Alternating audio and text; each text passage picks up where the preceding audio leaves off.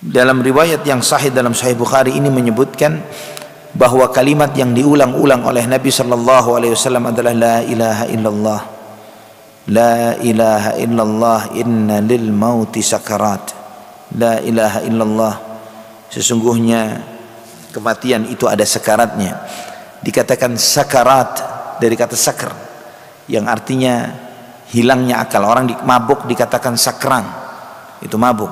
Sakarat itu hilangnya akal. Karena memang ikhwafillah, dahsyatnya sakit ketika sakaratul maut menghilangkan akal seseorang. Maka yang ada pada saat itu adalah apa yang paling dominan di hati orang tersebut. Kalau di hatinya adalah zikrullah, di hatinya adalah Allah, maka semua rasa sakit itu tidak ada nilainya. Karena yang keluar di lisannya adalah la ilaha illallah, la ilaha illallah, la ilaha illallah. Ikhwatal iman rahimani wa rahimakumullah.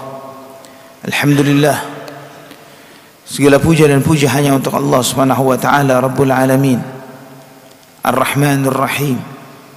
Allah yang telah memberikan hidayah Islam kepada kita. Allah Subhanahu wa taala yang telah mengutus Rasulullah sallallahu alaihi wasallam sebagai nabi dan utusannya.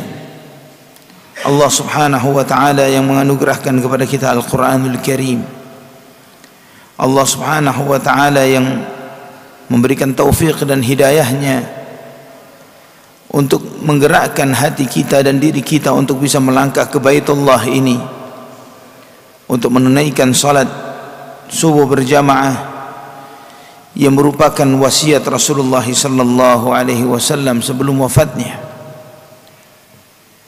Ikhwatal iman rahimani wa rahimakumullah. Pada bab ini Al-Imam At-Tirmidzi rahimahullah menyebutkan bab ma jaa fi wafati Rasulillah sallallahu alaihi wasallam, bab tentang wafatnya Rasulullah sallallahu alaihi wasallam. Al-Imam At-Tirmidzi rahimahullah setelah menyebutkan di dalam satu buku ini tentang syama'il, tentang segala sesuatu tentang Rasulullah sallallahu alaihi wasallam, akhlak beliau, rambut beliau, cara bersisir beliau, uban beliau, celak, pakaian, sepatu, sandal, zikir dan apapun semua yang terkait tentang kehidupan Nabi Muhammad sallallahu alaihi wasallam, sampai cara duduknya, cara bersandarnya, makanan beliau, lauk dan roti Nabi sallallahu alaihi wasallam,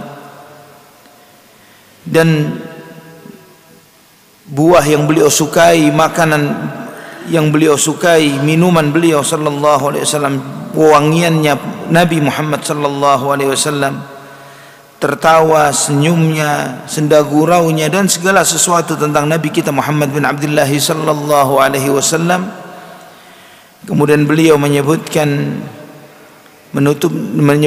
bab ini yang merupakan musibah terbesar, tragedi terbesar yang terjadi di dalam kehidupan kita umat manusia, yaitu wafatnya Rasulullah sallallahu alaihi wasallam. Para sahabat radhiyallahu anhum,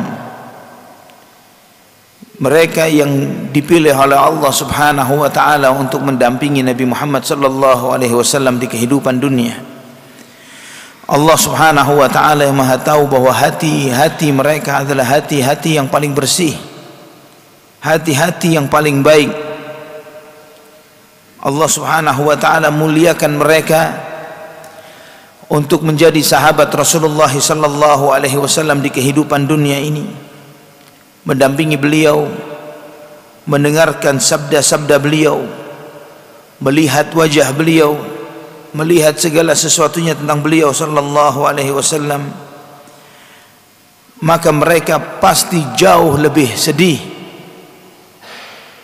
ketika benar-benar menyaksikan tragedi ini dan menjalani hal ini jauh melebihi kesedihan kita atas wafatnya Rasulullah sallallahu alaihi wasallam. Maka tidak heran jika sebagian sahabat mereka mengingkari akan kematian Nabi Muhammad sallallahu alaihi wasallam di hari wafatnya, sampai disampaikan ketika hal ini diinformasikan kepada Umar Ibn Khattab radhiyallahu an, ketika diberitakan kepada beliau akan wafatnya Rasulullah sallallahu alaihi wasallam, beliau mengatakan, man qala inna an-nabiyya sallallahu alaihi wasallam qad mata darabtuhu bis-sayf. Barang siapa yang mengatakan Nabi Muhammad sallallahu alaihi wasallam meninggal dunia, aku akan memukulnya dengan pedang. Sampai datanglah Abu Bakar As-Siddiq radhiyallahu an, ketika para sahabat semuanya bersedih dan berkumpul di masjid Nabi sallallahu alaihi wasallam. Beliau berdiri di depan seluruh umat manusia setelah memastikan berita wafatnya Nabi sallallahu alaihi wasallam dengan mendatangi ke rumah beliau, melihat jasad beliau sallallahu alaihi wasallam, mencium kening beliau sallallahu alaihi wasallam, memeluk beliau sallallahu alaihi wasallam. Setelah itu beliau keluar di hadapan semuanya. Beliau berkhutbah dengan khutbah yang mulia untuk meneguhkan dan mengokohkan, menguatkan hati kaum orang-orang mukmin yang ada pada saat itu, membukakan petunjuk kepada mereka, menunjukkan kepada mereka. Setelah beliau bertahmid innal hamdalillah dan seterusnya, beliau radhiyallahu an Abu Bakar menyampaikan firman Allah di surat Az-Zumar ayat 30, innaka mayyitun wa innahum mayyitun. Sesungguhnya wahai Muhammad, kamu pasti mati, demikian pula yang lainnya pun akan mati. Selesai beliau membacakan ayat ini sampai selesai. Setelah itu beliau membacakan firman Allah dari surat Ali Imran ayat 144, وَمَا مُحَمَّدٌ إِلَّا رَسُولٌ قَدْ خَلَتْ مِنْ قَبْلِهِ الرُّسُلُ أَفَإِنْ مَاتَ أَوْ قُتِلَ انقَلَبْتُمْ عَلَى أَعْقَابِكُمْ. Tidaklah Muhammad kecuali hanyalah seorang rasul, kecuali dia adalah seorang rasul, dan telah berlalu sebelum beliau banyak rasul yang lainnya. Apakah ketika dia meninggal dunia atau terbunuh, kalian akan murtad keluar dari agama kalian? Selesai membaca ayat ini sampai selesai, beliau menyampaikan kalimat yang dikenang oleh seluruh kaum muslimin. Ucapan beliau yang kekal insyaallah bersamaan dengan umurnya Islam, umurnya Al-Quran. Beliau mengatakan, faman kana ya'budu Muhammadan fa inna Muhammadan qad mat, wa man kana ya'budu Allah fa inna Allaha hayyun la yamut. Beliau mengatakan, barang siapa yang menyembah Muhammad sallallahu alaihi wasallam, Nabi Muhammad sallallahu alaihi wasallam telah wafat. Dan barang siapa yang menyembah Allah subhanahu wa ta'ala, sesungguhnya Allah subhanahu wa ta'ala maha hidup dan tidak akan mati. Umar radhiyallahu an setelah mendengarkan khutbahnya Abu Bakar radhiyallahu an, beliau mengatakan, wa inna hadhil ayah la fi kitabillah ma sya'artu annaha fi kitabillah. Subhanallah, ayat ini ada di Al-Quran. Saya tidak menduga ayat itu ada di Al-Quran yang menyebutkan innaka mayyitun wa innahum mayyitun. Kamu pasti mati wahai Muhammad. Allah menyebutkan afa immata au qutila, apakah jika Nabi Muhammad SAW meninggal dunia atau terbunuh? Ada ayat itu di Al-Quran. Kami tidak menduga ayat itu ada di kitabullah. Maka sampai setelah mendengarkan apa yang dibacakan oleh Abu Bakar, kaum muslimin untuk memantapkan hati mereka untuk sebagai pelipur lara atas kesedihan mereka dengan wafatnya Nabi Muhammad sallallahu alaihi wasallam, mereka semua membaca ayat ini. Setiap orang membaca ayat ini. Wa ma Muhammadun illa rasul qad khalat min qablihi ar-rusul afa imma ta'u qutila qalabtum ala aqabikum. Mereka membaca ayat ini untuk meneguhkan hati mereka, untuk menyadarkan mereka akan realita yang di luar kenyataan, di luar kemampuan mereka untuk menerima kenyataan itu. Manusia yang paling mereka cintai, melebihi diri, jiwa, raga, harta, keluarga dan apapun itu di muka bumi, meninggal dunia. Ikhwatal iman rahimani wa rahimakumullah. Dengan itulah mereka menyadari akan kenyataan ini dan mereka mengetahui akan realita wafatnya Rasulullah sallallahu alaihi wasallam yang merupakan musibah terbesar. Sehingga Nabi sallallahu alaihi wasallam bersabda dalam hadis Bukhari dan Muslim, "Idza usiba ahadukum bi musibatin falyadhkur musibatahu bi fa innaha a'zamul masaib 'indahu." Jika salah seorang di antara kalian ditimpa musibah, hendaklah dia mengenang atau mengingat musibahnya karena kehilangan diriku, karena itu adalah musibah terbesar untuknya. Artinya kehilangan orang tua berat, tapi kehilangan Rasulullah SAW jauh lebih berat. Bagaimana dengan para sahabat? Bagaimana dengan para sahabat yang mereka berani berhadapan dengan saudara kandungnya karena Allah Subhanahu wa taala dan Rasulnya. Mereka berhadapan dengan kerabat-kerabatnya karena Allah Subhanahu wa taala dan Rasulnya. Namun kemudian mereka menghadapi kenyataan wafatnya Rasulullah sallallahu alaihi wasallam. Al-Imam At-Tirmidzi rahimahullah menyebutkan banyak riwayat di dalam bab ini yang mungkin kita tidak akan selesai di satu kajian untuk membahas tentang wafatnya Rasulullah sallallahu alaihi wasallam. Beliau menyebutkan, haddatsana Abu Ammar Al-Husain ibn Hurayth wa Qutaibah ibn Sa'ad wa ghairu wahid qalu haddatsana Sufyan ibn Uyainah an Az-Zuhri an Anas bin Malik qala آخر نظرة نظرتها إلى رسول الله صلى الله عليه وسلم كشف الستارة يوم الاثنين فنظرت إلى وجهه كأنه ورقة مصحف والناس خلف أبي بكر فأشار إلى الناس أن اثبتوا وأبو بكر يؤمهم وألقى السجف وتوفي رسول الله صلى الله عليه وسلم في آخر ذلك اليوم. Hadis ini juga diriwayatkan oleh Imam Bukhari dan Muslim. Imam At-Tirmidzi menyebutkan dengan sanadnya dari Anas bin Malik radhiyallahu an, beliau mengatakan, terakhir kali aku melihat Rasulullah sallallahu alaihi wasallam adalah pada hari Senin, ketika beliau menyibak tirai yang menutupi pintu rumahnya.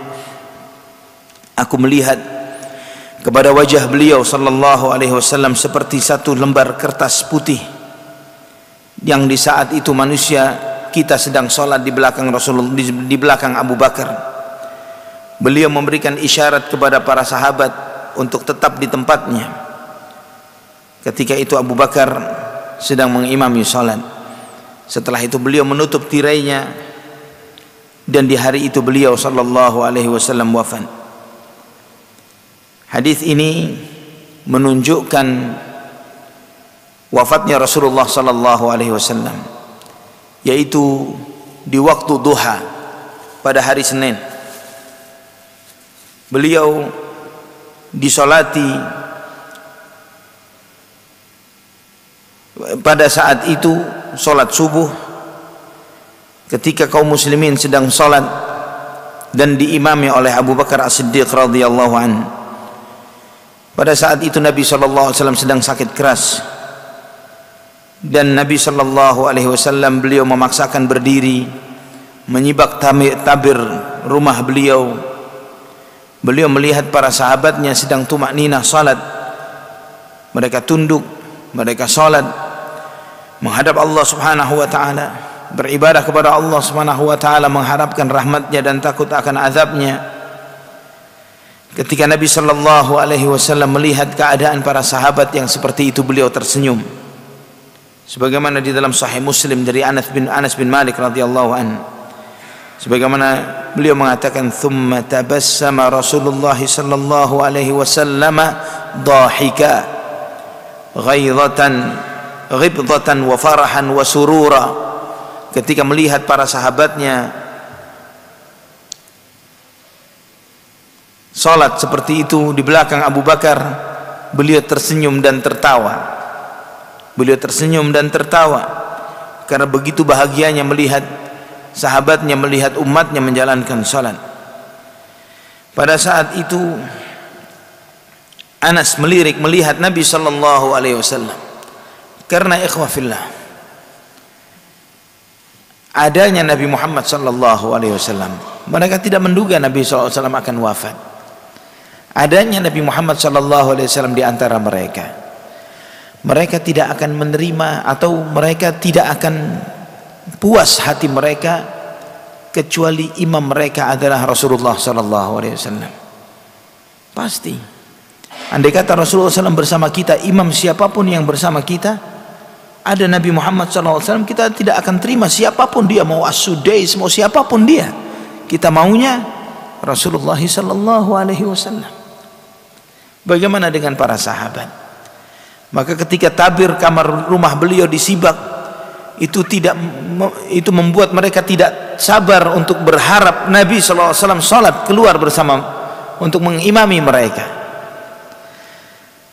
Dan Anas, itulah yang membuat dia ketika tabir rumah Nabi disingkap, beliau melirik melihat kepada Nabi sallallahu alaihi wasallam, dan beliau melihat ka'annahu waraqatu mushaf, seperti lembaran buku kertas putih yang menunjukkan cerahnya, bersinarnya, bagusnya wajah Rasulullah sallallahu alaihi wasallam. Ketika beliau melihat umatnya yang sedang salat seperti itu, beliau bahagia. Beliau melihat umatnya sedang salat berjamaah, beliau sallallahu alaihi wasallam bahagia, beliau senang melihat hal itu, dan beliau tersenyum tertawa melihat bagaimana umatnya yang melaksanakan salat. Ikhwatal iman rahimani wa rahimakumullah, tidak cukup sampai di sini, bahkan hari-hari di mana Nabi sallallahu alaihi wasallam menjelang wafatnya, beliau terus berpesan. Sebagaimana Ali bin Abi Thalib, beliau berkata sebagaimana dalam Musnad Imam Ahmad dengan sanad yang sahih, bahwa di antara pesan terakhir Rasulullah sallallahu alaihi wasallam adalah as-salah, as-salah, ittaqullaha fima malakat aimanukum, jagalah salat, jagalah salat, bertakwalah kalian kepada Allah, perhatikanlah hamba-hamba sahaya kalian. Bahkan lebih dari itu, sebagaimana dalam Musnad Imam Ahmad, di dalam Sunan Ibnu Majah dengan sanad yang sahih dari Anas bin Malik radhiyallahu an, beliau berkata, kanat amatu wasiyati Rasulullah sallallahu alaihi wasallam hina hadarathu al-wafatu wa huwa yugharghiru bi nafsihi as-salatu wa ma malakat aymanukum. Kata Anas bin Malik, pesan yang selalu diulang-ulang oleh Nabi sallallahu alaihi wasallam di akhir hayatnya, ketika itu beliau sedang sakaratul maut, sedang nafas yang ngos-ngosan sakaratul maut, beliau berpesan as-salatu as-salata wa ma malakat aymanukum. Perhatikan salat, perhatikanlah hamba sahaya kalian. Juga ini yang disaksikan oleh yang lainnya dari riwayat Ummu Salamah radhiyallahu anha, istri Nabi kita Muhammad sallallahu alaihi wasallam, beliau berkata annahu kana amatu wasiyati nabiyillahi sallallahu alaihi wasallam inda mautihi as-salat wa ma malakat aymanukum. Salat, jagalah salat dan perhatikanlah hamba sahaya kalian. Hatta ja'ala an-nabiy sallallahu alaihi wasallam yulajliju fi sadrihi wa ma yafidu biha lisanuhu. Ketika itu beliau dengan sesak nafas ngos-ngosan sallallahu alaihi wasallam, dan terus lisannya mengingatkan salat. Ini menunjukkan agungnya salat di dalam dinul Islam.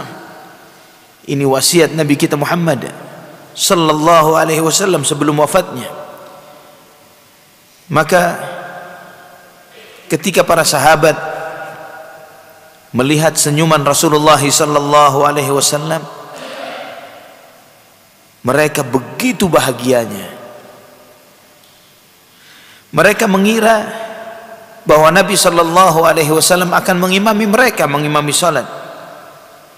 Namun Nabi sallallahu alaihi wasallam memberikan isyarat kepada Abu Bakar, tetap di tempatmu, tetap dia yang jadi imam. Maka beliau pun masuk menutup tirai rumahnya sampai di waktu duha beliau sallallahu alaihi wasallam wafat.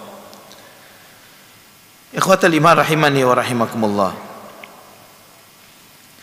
Dan perkataan Anas, tuwfiya Rasulullah sallallahu alaihi wasallam min akhir dzalikal yaum, adalah untuk penegasan berita akan wafatnya Rasulullah sallallahu alaihi wasallam di hari itu.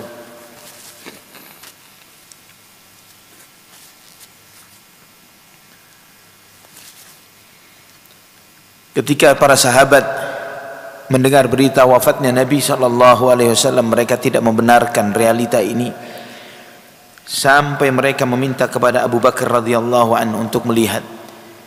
Ketika Abu Bakar radhiyallahu anhu melihat wajah Rasulullah sallallahu alaihi wasallam, beliau membaca firman Allah, innaka mayyitun wa innahum mayyitun. Engkau pasti meninggal dunia dan mereka pun juga. Setelah itu Abu Bakar radhiyallahu anhu mencium kening Rasulullah sallallahu alaihi wasallam dan menyampaikan berita wafatnya Nabi kepada para sahabat yang lainnya. Selanjutnya Al-Imam At-Tirmidzi menyampaikan haddatsana Humaid ibnu Mus'adah Al-Basri qala haddatsana Sulaim ibnu Akhdar an Ibn Aun an Ibrahim an Al-Aswad an Aisyah radhiyallahu anha qalat kuntu musnidatan Nabiy sallallahu alaihi wasallam ila sadri aw qalat ila hijri fada'a bi tastin liyabula fihi thumma bala famata. Hadis ini juga diriwayatkan Imam Bukhari dan Muslim dengan sanadnya dari Ummul Mukminin Aisyah radhiyallahu anha. Beliau mengatakan bahwa aku membaringkan Rasulullah sallallahu alaihi wasallam di dadaku. Dalam riwayat yang lain di pangkuanku. Kemudian Nabi SAW minta diambilkan satu tempat untuk buang air kecil dan beliau buang air kecil, dan setelah itu tidak lama beliau meninggal dunia. Aisyah radhiyallahu anha menyampaikan bahwa di hari itu, di hari Senin ketika sakitnya Nabi sallallahu alaihi wasallam, ini adalah sepekan sebelum wafatnya Rasulullah sallallahu alaihi wasallam. Beliau merasakan sakit sepekan sebelum wafatnya Nabi sallallahu alaihi wasallam. Ketika beliau sakit, beliau meminta izin kepada istri-istrinya yang lain. Karena seorang suami yang memiliki lebih dari satu istri, dia harus bersikap adil terhadap istri-istrinya, termasuk hak tinggal. Tapi ketika beliau sakit ini, beliau meminta izin kepada istri-istrinya yang lainnya agar beliau dirawat di rumah Aisyah radhiyallahu anha. Maka istri-istri Nabi sallallahu alaihi wasallam mengizinkan itu, mengiyakan agar Nabi sallallahu alaihi wasallam dirawat di rumah Aisyah. Maka beliau dituntun oleh dua orang sahabat ke rumah Aisyah radhiyallahu anha.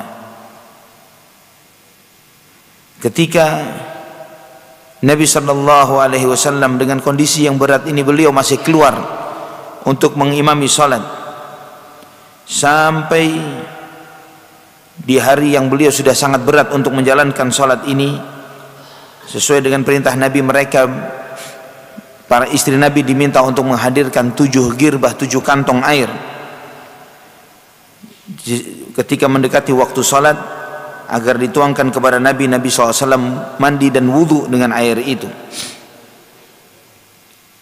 Dan hari terakhir salatnya Nabi SAW dengan para sahabat adalah di hari Jumat. Hari Senin sakit, Selasa, Rabu, Kamis masih salat bersama para sahabat sampai hari Jumat. Itu hari terakhir. Dan kemudian Nabi SAW memerintahkan ketika beliau sudah tidak kuat lagi untuk bangun, beliau memerintahkan Abu Bakar untuk mengimami salat. Maka Abu Bakar radhiyallahu anhu mengimami salat dari hari Jumat, Sabtu, Ahad, dan di hari Senin di mana hari wafatnya Rasulullah sallallahu alaihi wasallam. Dan ketika sedang dirawat itu Nabi sallallahu alaihi wasallam tidak kuat bangun dari pembaringannya. Beliau dirawat oleh Aisyah radhiyallahu anha. Maka ketika beliau tidak bisa buang air kecil keluar ke khala, ke toilet atau ke tempat yang semestinya orang buang air kecil, beliau buang air kecil di tempat itu, ya, di satu wadah sallallahu alaihi wasallam. Dalam Sahih Bukhari disebutkan dari Aisyah radhiyallahu anha, qabadahu Allahu baina sahri wa nahri. Allah Subhanahu wa taala mewafatkan Rasulullah sallallahu alaihi wasallam di antara dada dan daguku. Artinya Nabi SAW kepalanya di dada Aisyah radhiyallahu anha. Dalam athar yang lain, haddatsana Qutaibah qala haddatsana al-Laits an Ibn al-Had an Musa bin Sarjis an Al-Qasim bin Muhammad an Aisyah radhiyallahu anha annaha qalat ra'aitu Rasulullah sallallahu alaihi wasallam wa huwa bil maut wa 'indahu qadahun fihi ma wa huwa yudkhilu yadahu fil qadahi thumma yamsahu wajhahu bil ma'i thumma yaqulu Allahumma a'inni 'ala munkarat aw qala 'ala sakaratil maut. Dengan sanadnya dari Ummul Mukminin Aisyah radhiyallahu anha, beliau mengatakan saya melihat Nabi sallallahu alaihi wasallam ketika menjelang wafatnya, di sisi beliau ada satu wadah berisi air. Beliau memasukkan tangannya ke wadah itu dan mengusap wajahnya dengan air itu. Kemudian beliau berdoa, ya Allah, tolonglah aku dari kemunkaran atau sakaratul maut. Hadis ini ikhwatal iman diriwayatkan oleh Imam At-Tirmidzi, namun sanad hadis ini adalah dhaif karena ada seorang perawi yang bernama Muhammad bin Sarjis, seorang rawi yang majhul. Namun ada riwayat yang lebih sahih dalam Sahih Bukhari dari sanad Zakwan maula Aisyah radhiyallahu anha, bahwa beliau berkata, Aisyah berkata, inna Rasulullah sallallahu alaihi wasallam kana baina yadayhi rakwatun aw ulbatun fiha ma'un yashukku Umar faja'ala yudkhilu yadayhi fil ma'i fayamsahu bihima wajhahu fayaqulu la ilaha illallah inna lil mauti sakarat thumma nasaba yadahu faja'ala yaqul fil rafiqil a'la hatta qubida wa malat yaduhu. Aisyah radhiyallahu anha menyampaikan bahwa di sisi Nabi sallallahu alaihi wasallam ada satu wadah berisi air dan beliau memasukkan tangannya ke dalam wadah tersebut dan mengusap wajahnya, dan Nabi sallallahu alaihi wasallam bersabda, la ilaha illallah, sesungguhnya kematian itu ada sakaratnya, dan beliau menunjuk tangannya ke atas dan beliau berkata fir rafiqil a'la, dengan teman yang maha tinggi. Setelah itu tangannya jatuh dan beliau sallallahu alaihi wasallam wafat. Hadis ini sahih dalam Bukhari dan Muslim, dalam Sahih Bukhari, dan itu menunjukkan ikhwatal iman sebagaimana ketika Nabi sallallahu alaihi wasallam sehat, Aisyah menyampaikan bahwa ketika sehat, Nabi SAW menyampaikan tidaklah seorang Nabi meninggal dunia kecuali disuruh untuk memilih. Setiap Nabi disuruh milih ketika hendak meninggal dunia. Semua Nabi. Dalam banyak riwayat yang lainnya Allah menawarkan kepada Nabi Ibrahim alaihissalam ketika malakul maut diutus untuk menyabut nyawa Nabi Ibrahim. Nabi Ibrahim bertanya, apakah ada, karena kematian itu sakit, al-maut, kematian itu sakit. Dan Nabi Ibrahim Khalilullah, kekasih Allah Subhanahu wa ta'ala. Kemudian Nabi Ibrahim bertanya kepada malakul maut, ya malakal maut, apakah ada kekasih yang menyakiti kekasihnya? Kemudian malakul maut menjawab kepada Nabi Ibrahim, wahai Ibrahim, apakah ada kekasih yang tidak ingin ketemu dengan kekasihnya? Maka kemudian dicabutlah nyawa Nabi Ibrahim alaihissalam. Demikian pula Nabi Musa alaihissalam pun demikian, diberi penawaran oleh malakul maut. Allah berfirman kepada Nabi Musa, letakkan tanganmu di atas lembu dan Allah akan memberikan panjang umurmu sejumlah bulu yang ada di tanganmu. Artinya kalau ada 1000, maka ya 1000 tahun dipanjangkan umurmu. Nabi Musa alaihissalam bertanya, thumma madza? Setelah itu apa ya Allah? Al-maut, setelah itu mati. Kata Nabi Musa, kalau begitu sekarang saja. Semua Nabi, karena memang para Nabi yang paling tahu akan hakikat dunia, paling tahu bahwa akhirat itu lebih baik dan lebih kekal. Maka pilihan itu cuma diberikan kepada para nabi, bukan kepada kita. Demikian pula Nabi sallallahu alaihi wasallam. Ketika Nabi sallallahu alaihi wasallam menyampaikan Allahumma ila rafiqil a'la, Aisyah radhiyallahu anha mengatakan, idzan la yukhayyiruna. Nabi sallallahu alaihi wasallam enggak milih kita, lebih memilih Allah Subhanahu wa taala. Ikhwatal iman rahimani wa rahimakumullah. Dalam riwayat yang sahih dalam Sahih Bukhari ini menyebutkan bahwa kalimat yang diulang-ulang oleh Nabi sallallahu alaihi wasallam adalah la ilaha illallah. La ilaha illallah, inna lil mauti sakarat. La ilaha illallah, sesungguhnya kematian itu ada sakaratnya. Dikatakan sakarat dari kata sakar, yang artinya hilangnya akal. Orang mabuk dikatakan sakran, itu mabuk. Sakarat itu hilangnya akal. Karena memang ikhwafillah, dahsyatnya sakit ketika sakaratul maut menghilangkan akal seseorang. Maka yang ada pada saat itu adalah apa yang paling dominan di hati orang tersebut. Kalau di hatinya adalah zikrullah, di hatinya adalah Allah, maka semua rasa sakit itu tidak ada nilainya. Karena yang keluar di lisannya adalah la ilaha illallah, la ilaha illallah, la ilaha illallah. Di saat itu orang dengan sakit yang seperti itu, yang disebut sakaratul maut, dia sudah bukan lagi, tidak lagi akal sehatnya yang mengontrol dirinya, tapi apa yang paling meramaikan hatinya. Maka orang-orang mukmin, antum membaca kisah mereka atau mendengar atau melihat bagaimana mereka, ada yang diantaranya melantunkan, membacakan ayat-ayat Al-Quran sampai wafatnya, ada yang berzikir, ada yang bertasbih, dan seterusnya. Namun orang-orang fasik, karena memang hidupnya dengan kefasikan, maka yang diucapkan oleh lisannya adalah umpatan, cacian, hinaan, makian. Walaupun orang-orang di sekitarnya mentalkin dia la ilaha illallah, rasa sakit yang dia rasakan sudah tidak bisa mengontrol dirinya untuk mengikuti apa yang diarahkan oleh orang-orang yang di sekitarnya.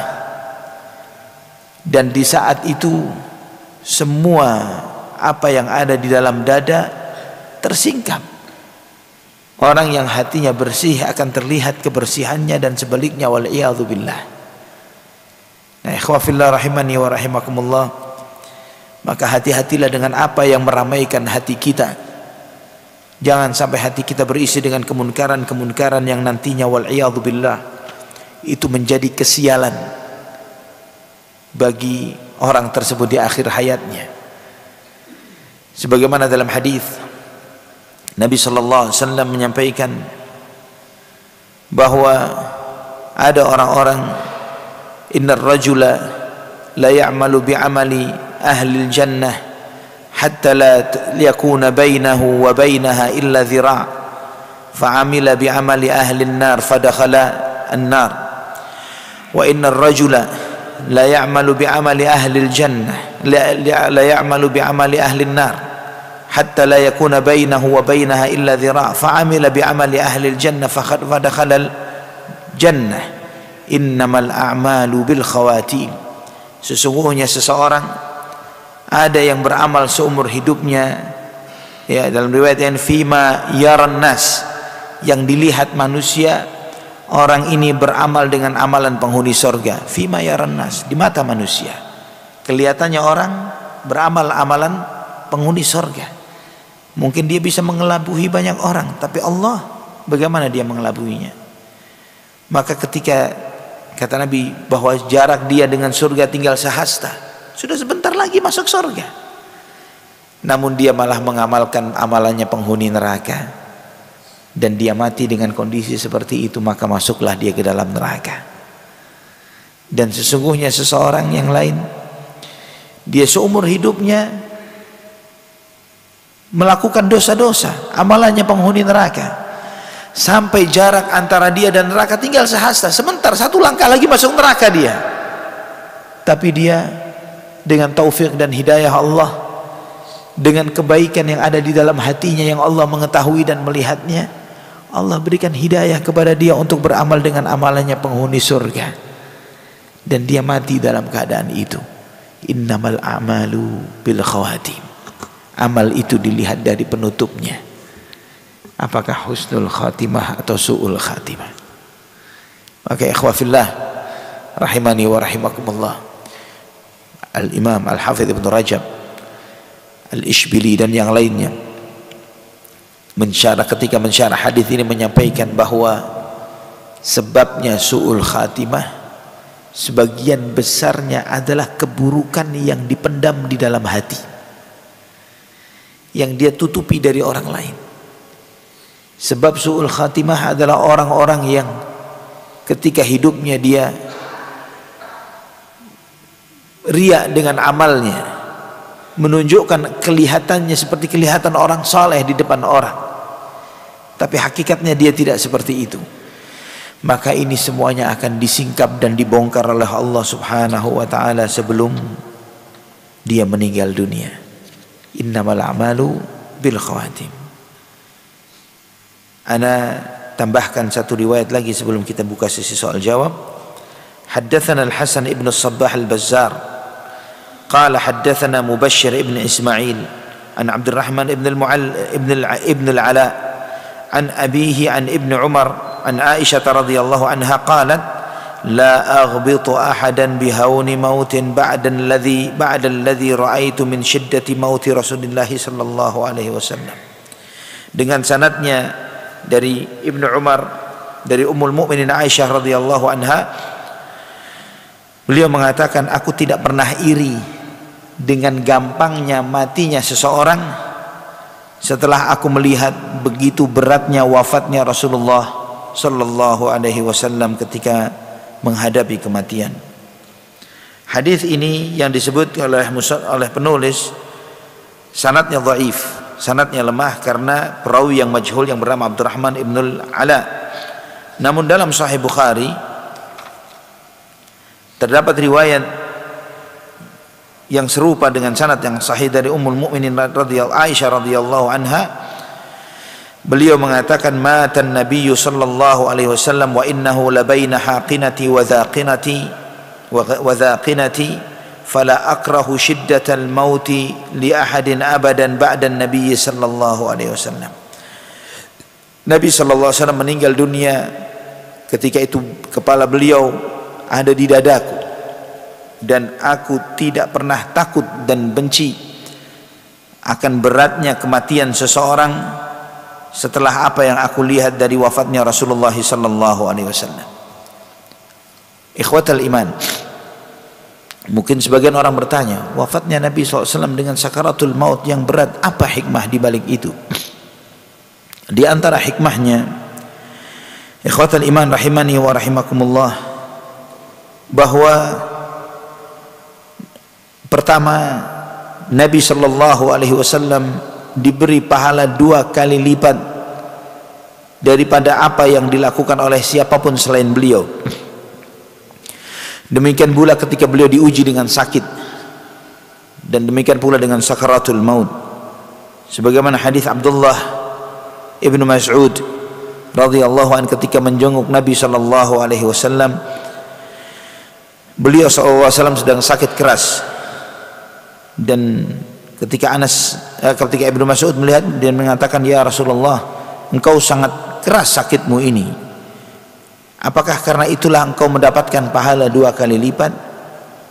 Kata Nabi sallallahu alaihi wasallam, ajal, ma min muslimin yusibuhu adhan illa hatallahu anhu khatayahu kama tuhatu waraqus syajar. Kata Nabi SAW, iya, setiap muslim yang ditimpa musibah, maka Allah subhanahu wa ta'ala akan merontokkan darinya dosa-dosanya sebagaimana Allah subhanahu wa ta'ala merontokkan daun suatu pohon. Dan hikmah yang lainnya ikhwatal iman adalah untuk memuliakan Rasulullah sallallahu alaihi wasallam. Adapun bagi yang lainnya selain beliau, ketika sakaratul maut yang berat itu adalah untuk meringankan jalannya di akhirat, karena itu adalah ujian terakhir dari ujian dunia, yang setiap ujian itu meringankan beban dan meninggikan derajat. Maka terdapat dalam athar yang sahih, Khalifah Umar bin Abdul Aziz rahimahullah, beliau meminta, dia sebelum ajalnya, beliau meminta untuk sakaratul maut yang berat. Tujuannya agar Allah subhanahu wa ta'ala menghabiskan dosa-dosanya di saat itu, sehingga tidaklah pulang menghadap Allah kecuali sudah selesai tanggung jawabnya dari dosa-dosa yang dia lakukan. Wallahu ta'ala a'la wa a'lam bishawab. Masih banyak lagi riwayat-riwayat yang disebutkan oleh Al-Imam At-Tirmidzi rahimahullah di dalam bab ini, yang mungkin insyaallah kita akan bahas pada kajian berikutnya. Barakallahu fikum. Semoga Allah subhanahu wa ta'ala menjaga Islam dan iman yang ada di hati kita saat ini. Semoga Allah subhanahu wa ta'ala, zat yang maha membolak-balikkan hati, menetapkan hati kita di atas Islam dan iman, dan mewafatkan kita di atas Islam. Dan semoga Allah subhanahu wa ta'ala mempertemukan kita dengan Nabi kita Muhammad sallallahu alaihi wasallam. Aqulu qali hadza, subhanakallahumma bihamdik, asyhadu an la ilaha illa anta astaghfiruka wa atubu ilaik. Wassalamualaikum warahmatullahi wabarakatuh.